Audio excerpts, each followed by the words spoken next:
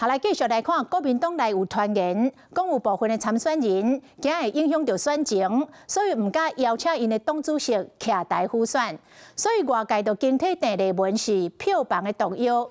不過，國民黨台北市議員楊石斗今仔日是邀請到鄭麗文做伙到市場拜票。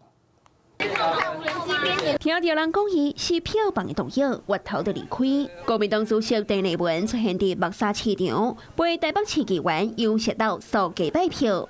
這也是鄭麗文接任黨主席後，頭一屆有指控記錄選戰的參選人公開邀請伊徛台。我們石斗呢是最年輕的市議員之一，而且也是最認真、戰鬥力最強。去年10月接任國民黨的黨主席後，鄭麗文接連耍紅中國紅米，未少言論引發着爭議。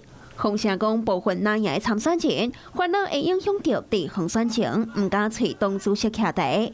是講楊石斗徛出來跑不平。那最近剛好是有一些媒體就說，主席沒有人要跟他合體啊，所以一定要有人來合體破除謠言。楊石斗的選區在台北市大安文山區，13席的議員內底，南亞就佔8席，是傳統南亞的優勢選區。